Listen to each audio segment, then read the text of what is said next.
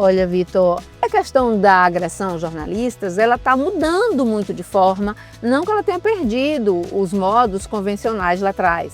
Por exemplo, se você vai cobrir um conflito agrário, você sabe que você, dependendo do veículo ao qual você pertence, para o qual você trabalha, você pode ser agredido de um lado ou do outro. Se você é de uma revista Oeste, né, que é uma revista claramente comprometida com o agro, né, e vai cobrir, digamos, uma invasão, uma ocupação, ou o que quer que seja, um protesto por conta de questões agrárias. Estou dando um exemplo aqui, né, no interior, bem longínquo, ou não tão longínquo assim.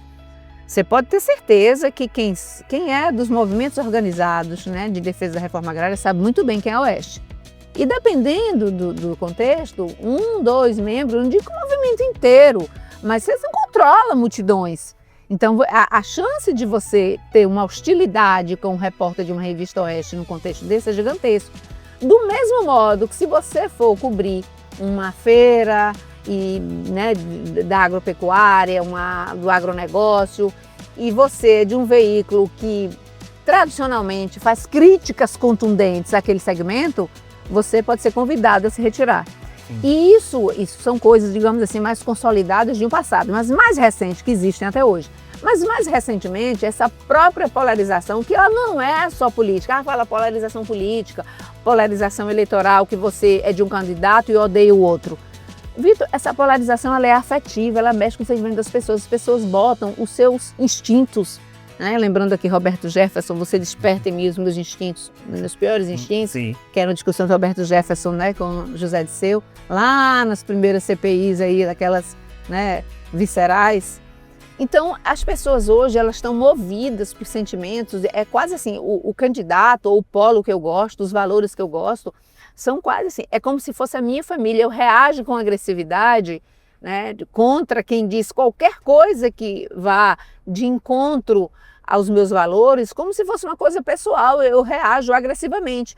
Mas só para lembrar, a gente começou a ter, fora desses rincões do interior, que é ligados aos crimes, às questões da terra, do Pará, do Maranhão, que são muito comuns, no interior da Bahia também, talvez numa escala menor, mas no Pará. Caetano fazia até música, né? Dia a paz chegará, né? Ao interior do Pará, não sei se é interior o verso, mas que chega falando disso, que era do caso Irmã Dorothy, e também a gente fala do Norte, Chico Mendes, essas coisas sempre existiram e elas continuam.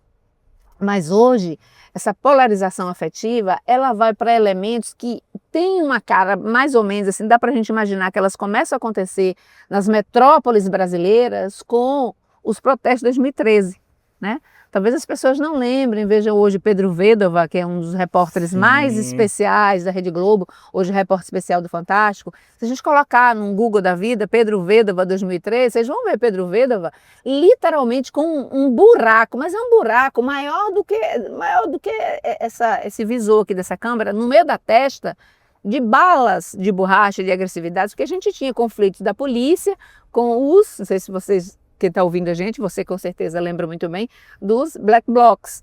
Então, a partir de 2013, só que aquilo ali era uma espécie assim, não é pelos 20 centavos, é por todo mundo, não somos partidários. Mas aquele movimento de agressão à imprensa, que os jornalistas da Rede Globo, por exemplo, eles começaram a poder fazer cobertura na rua.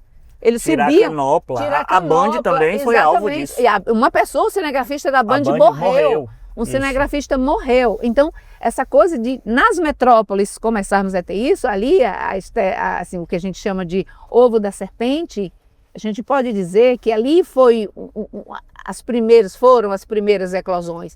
Mas isso não diminui. Hoje, pesquisa eleitoral. E aí vai para o Datafolha, aí a gente vai para o Quest, aí a gente vai, né, para outros institutos. Eu estou falando aqui assim, dos dois que mais aparecem nos meios de comunicação, que muitas vezes hoje os entrevistadores, eles não conseguem entrevistar, se é campanha eleitoral, assim, pesquisa em contexto de campanha, eles são agredidos por eleitores em microcidades do interior do Brasil ou em metrópoles, porque eles vão perguntar em quem você vai votar. E eles perguntam uma coisa do seu candidato, você está sabendo do Dark Horse? Você está sabendo do Banco Master? Quem é do governo Lula que está no Banco Master, no escândalo? Quem é do governo Bolsonaro que está? As pessoas agridem por isso, até para fazer pesquisa eleitoral. Então, essa polarização de briga, famílias, desde de 2017, 2018, que começou essa história da campanha, a campanha Bolsonaro, que é quando o Bolsonaro se elege, depois vem pandemia, depois foi por vacina. As pessoas elas começam a brigar por família, se um familiar tomava vacina ou não tomava vacina, Vitor.